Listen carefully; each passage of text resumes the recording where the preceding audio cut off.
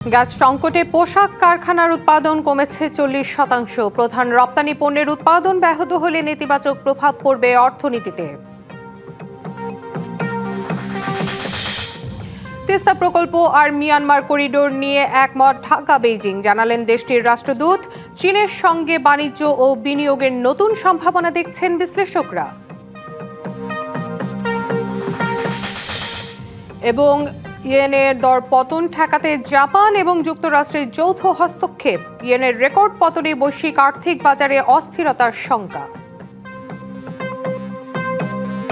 দর্শক, স্বাগত জানাচ্ছি পূবালী ব্যাংক পিএলসি ডিবিসি বাণিজ্য সংবাদে। দেখছিলেন সংবাদ শিরোনাম, এবারে জানাবো খবরের বিস্তারিত। আপনাদের সাথে আছি আমি রিফাত তাসনোভা। প্রায় 5.5 কোটি টাকার জ্ঞাত আয় বহির্ভূত সম্পদ অর্জনের মামলায় ছাগল কাণ্ডে আলোচিত এনবিআরের সাবেক কর্মকর্তা মতিউর রহমানের বিরুদ্ধে অভিযোগ গঠন করে বিচার শুরুর আদেশ দিয়েছে আদালত। সকালে ঢাকার বিভাগীয় স্পেশাল জজ আদালত এ আদেশ দেয়। একই সঙ্গে আগামী 14 সেপ্টেম্বর এই মামলায় সাক্ষ্য গ্রহণের দিন ঠিক করা হয়। শুনানিতে মতিউর রহমানের পক্ষে জামিন আবেদন করা হলেও আদালত তা নামঞ্জুর করে। পরে তাকে কারাগারে পাঠানোর নির্দেশ দেওয়া হয়। এই মামলায় দুদকের অভিযোগ, মতিউর রহমান জ্ঞাত আয় বহির্ভূত প্রায় 5 কোটি 41 লাখ টাকার সম্পদ অর্জন করেছেন। একই সাথে এসব সম্পদের তথ্য গোপন করেছেন। এই মামলায় তিনি 2025 সালের জানুয়ারি থেকে কারাগারে রয়েছেন।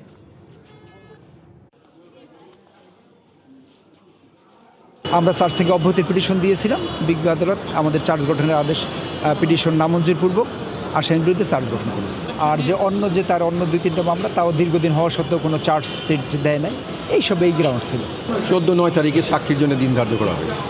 ইতিমধ্যে তিনি জামিনের আবেদন করেছিলেন, জামিনের আবেদনও নামঞ্জুর করা হয়েছে। 14তম আন্তর্জাতিক শিক্ষা মেলা 2026 আয়োজন করা হয়েছে রাজধানীর একটি হোটেলে।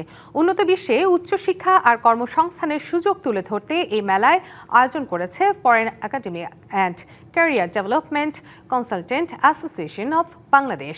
সকালে জাতীয় প্রেস ক্লাবে আয়োজিত এক সংবাদ সম্মেলনে আয়োজক প্রতিষ্ঠান জানায়, 7 এবং 8 আগস্টে আয়োজিত মেলা থেকে ইউরোপ, আমেরিকা, অস্ট্রেলিয়া, বিশ্বের 30টি দেশের বিশ্বসেরা বিশ্ববিদ্যালয়ে ভর্তি নির্ভরযোগ্য তথ্য পাবেন শিক্ষার্থী, অভিভাবক এবং দর্শনার্থীরা। এছাড়াও মিলবে শিক্ষার্থীদের জন্য ক্যারিয়ার পরিকল্পনা, আগামী দিনে উন্নত দেশগুলোতে কোন কোন খাতে কর্মসংস্থানের সুযোগ বাড়বে সে দিক নির্দেশনাও মিলবে মেলায়।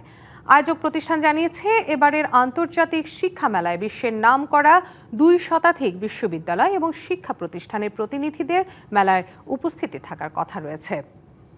সুযোগ থাকবে spot admission, scholarship, tuition fee, আবেদন প্রক্রিয়া এবং ভিসা প্রক্রিয়ার পূর্ণাঙ্গ তথ্য জানারও। উন্নত দেশে উচ্চশিক্ষা শেষে সেখানেই স্থায়ী হওয়ার বিশেষজ্ঞ পরামর্শও মিলবে। সকাল 10টা থেকে রাত 8টা পর্যন্ত চলা এ মেলায় যে কেউ অংশ নিতে পারবেন। আসলে একটু লেট করে বাংলাদেশের সর্ববৃহৎ ইন্টারন্যাশনাল এডুকেশন এক্সপো অর্গানাইজ করতে যাচ্ছি। টপ 100 এডুকেশন কনসালটেন্সি ফার্ম এই এক্সপোতে অ্যাটেন্ড করছে। মেলাটা সবার জন্য উন্মুক্ত, বিনামূল্যে, কোনো ফিডব্যাক আমাদের নাই। চট্টগ্রাম বন্দরের এনসিটি এবং সিসিটি সহ গুরুত্বপূর্ণ স্থাপনা দেশি বিদেশি প্রতিষ্ঠানের কাছে ইজারা দেওয়ার প্রতিবাদে আবারও মাঠে নেমেছে বন্দর রক্ষা কমিটি। সকালে নগরীর আগ্রাবাদ বাদামতল মোড়ে অনুষ্ঠিত বিক্ষোভ সভায় সংগঠনটির নেতারা সরকারের সাম্প্রতিক 2টি নির্দেশনাকে পরস্পর বিরোধী বলে দাবি করেন। বলেন, বন্দর ব্যবস্থাপনা নিয়ে সরকারের অবস্থান স্পষ্ট নয়। দেশের অর্থনীতির প্রাণকেন্দ্র বলা হয় চট্টগ্রাম বন্দরকে। এখানে এনসিটি ও সিসিটি সহ গুরুত্বপূর্ণ টার্মিনাল দেশি বিদেশি প্রতিষ্ঠানের কাছে ইজারা দেওয়ার প্রতিবাদে গত 1 বছর ধরে আন্দোলন করছে বন্দর রক্ষা কমিটি। সোমবার বিক্ষোভ সভায় সংগঠনটির নেতারা জানান, দেশি বিদেশি কোনো প্রতিষ্ঠানকে এনসিটি পরিচালনার জন্য দেয়া হলে কঠোর কর্মসূচির ঘোষণা দেওয়া হবে। জাতির অমূল্য ধন এগুলি লুটেরাদের হাতে আমরা তুলে দিতে চাই না। সেই লুটেরা দেশি হোক, বিদেশি হোক। এবং চট্টগ্রাম বন্দরের এনসিটি এটি হচ্ছে নিজস্ব অর্থায়ন আমরা তৈরি করেছি। আমরা বন্দর ছেড়ে দেব না, ডক ছেড়ে দেব না, এইটা আপনারা মনে রাখেন। আমরা চাই যে এদেশে খুব তাড়াতাড়ি একটি নির্বাচিত সরকার অজনপ্রিয় হোক। বক্তারা বলেন, জাতীয় নিরাপত্তার সঙ্গে ওতপ্রোতভাবে জড়িত এনসিটি ও সিসিটি সহ কৌশলগত গুরুত্বপূর্ণ স্থাপনা বিদেশিদের ইজারা দেওয়ার উদ্যোগ অবিলম্বে বন্ধ করতে হবে। কাউকে দেওয়ার কোনো সুযোগ নেই, যদি দেয় তাহলে এখানে যদি সমস্যাদি দেখা দেয় তার দায় দায়িত্ব বন্দর কর্তৃপক্ষ সরকারকে বহন করতে হবে। এই বন্দর বিদেশিদের হাতে চলে গেলে বাংলাদেশের আর কিছুই থাকবে না। বাংলাদেশের অর্থনীতির লাইফলাইন, বাংলাদেশের নিরাপত্তা সমস্ত কিছু ঝুঁকিতে পড়ে যাবে। এ সময় 5 দফা দাবি তুলে ধরে বন্দর রক্ষা কমিটি। DBC news desk. যান্ত্রিক ত্রুটির কারণে 2 দিন বন্ধ থাকার পর দিনাজপুরের বড় পুকুরিয়া তাপবিদ্যুৎ কেন্দ্রের 1 নম্বর ইউনিট আবার উৎপাদনে ফিরেছে। গত শনিবার ভোরে যান্ত্রিক ত্রুটির কারণে 125 মেগাওয়াট ক্ষমতা সম্পন্ন 1 নম্বর ইউনিটের বিদ্যুৎ উৎপাদন কার্যক্রম বন্ধ করে দেয়া হয়। ত্রুটি মেরামত শেষে গেল রাতে 1টায় এই ইউনিটে আবার বিদ্যুৎ উৎপাদন শুরু হয়। তাপবিদ্যুৎ কেন্দ্রের প্রধান প্রকৌশলী আবু বকর সিদ্দিকী জানান, বর্তমানে 1 নম্বর ইউনিট থেকে বিদ্যুৎ সঞ্চালন লাইনের মাধ্যমে জাতীয় গ্রিডে 50 থেকে 55 মেগাওয়াট বিদ্যুৎ সরবরাহ করা হচ্ছে। এছাড়া চলমান 275 মেগাওয়াট ক্ষমতা সম্পন্ন তৃতীয় ইউনিট থেকে 165 মেগাওয়াট বিদ্যুৎ জাতীয় গ্রিডে সরবরাহ অব্যাহত আছে। দর্শক, এবারে জানাবো দেশের মুদ্রা বাজারের খবরাখবর। দেশের বাজারে বেড়েছে সৌদি রিয়াল, সিঙ্গাপুরি ডলার সহ বেশ কয়েকটি বৈদেশিক মুদ্রার দর। ব্যাংকগুলো গ্রাহকের কাছে মার্কিন ডলার বিক্রি করছে 124 টাকা দরে, আর গ্রাহকের কাছ থেকে কিনছে 123 টাকা দরে। ব্রিটিশ পাউন্ড ব্যাংকে বিক্রি হচ্ছে 166 টাকা, আর ব্যাংক গ্রাহকের কাছ থেকে কিনছে 160 টাকা দরে। প্রতি ইউরো ব্যাংক বিক্রি করছে 147 টাকা আর কিনছে 143 টাকায়। কানাডিয়ান ডলার বিক্রি হচ্ছে 90 আর ব্যাংক কিনছে 85 টাকা। অস্ট্রেলিয়ান ডলার বিক্রয় মূল্য 88 টাকা এবং ক্রয় মূল্য 83 টাকা। এছাড়াও দেশের ব্যাংকগুলোতে সৌদি রিয়াল বিক্রি হচ্ছে 33 টাকা 40 পয়সা, আর ব্যাংকগুলো গ্রাহকের কাছ থেকে কিনছে 32 টাকা 50 পয়সা দরে। আজ ইউএই দিরহামে ব্যাংকে বিক্রি হচ্ছে 33 টাকা 70 পয়সা আর ব্যাংক কিনছে 32 টাকা 50 পয়সা দরে। মালয়েশিয়ান রিঙ্গিত বিক্রয় 31 টাকা আর ক্রয় দর 30 টাকা। সিঙ্গাপুরি ডলার বিক্রি 99 টাকা এবং ক্রয় মূল্য 95 টাকা। এদিকে ব্যাংক থেকে গ্রাহক ভারতীয় রুপি কিনতে পারবেন 1 টাকা 45 পয়সা দরে, আর ব্যাংকে বিক্রি করতে গেলে একজন গ্রাহক পাবেন 1 টাকা 25 পয়সা দর। এবারে আন্তর্জাতিক বাজারে পণ্যের দরদাম।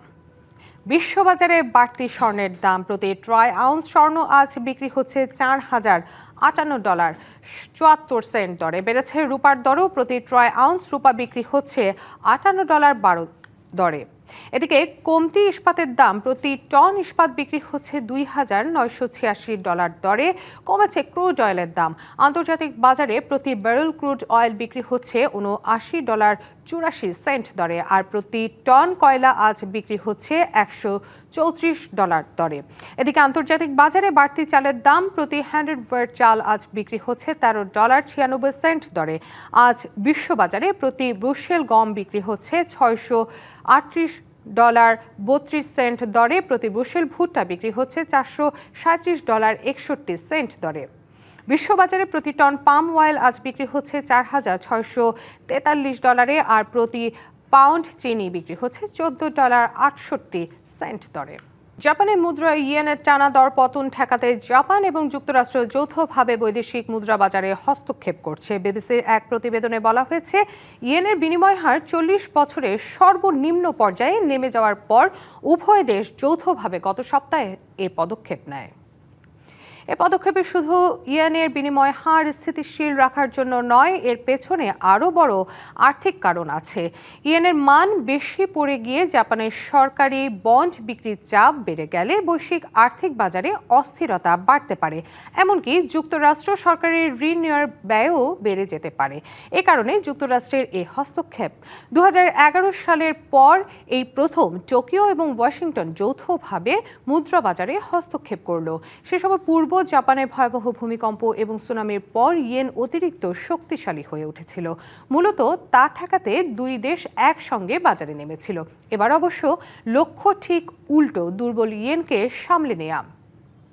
ইয়েন দীর্ঘদিন ধরেই চাপের মুখে আছে। এর প্রধান কারণ বিশ্বের বড় অর্থনীতিগুলোর তুলনায় জাপানের সুদের হার অনেক কম সুদের কারণে আন্তর্জাতিক বিনিয়োগকারীরা ইয়েন ভিত্তিক বন্ডে বিনিয়োগে আগ্রহী নন, বরং তুলনামূলক বেশি সুদ পাওয়া যায় এমন মুদ্রা ও সম্পদের দিকে ঝুঁকছেন তারা। ফলে ইয়েনের চাহিদা কমছে। ইরানের বিরুদ্ধে যুক্তরাষ্ট্রের নতুন সামরিক হস্তক্ষেপ স্থগিত রেখে দ্রুত একটি সমঝোতার ইঙ্গিত দেয় আন্তর্জাতিক বাজারে তেলের দাম ব্যারেল প্রতি প্রায় $4 কমেছে।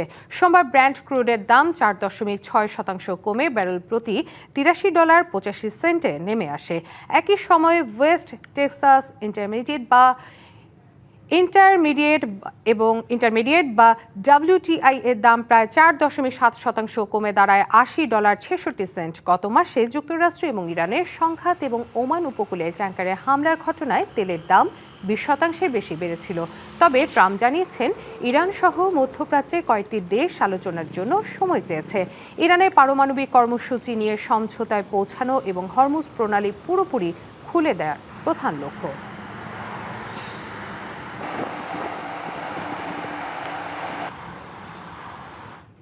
দর্শক, পূবালী ব্যাংক পিএলসি ডিবিসি বাণিজ্য সংবাদ এই ছিল এখনকার মতো। ডিবিসি নিউজের সংবাদগুলো পড়তে ভিজিট করুন dbcnews.tv আর ভিজিট করুন ডিবিসি নিউজের ফেসবুক পেজ এবং ইউটিউব চ্যানেলে। ডিবিসির সঙ্গেই থাকুন।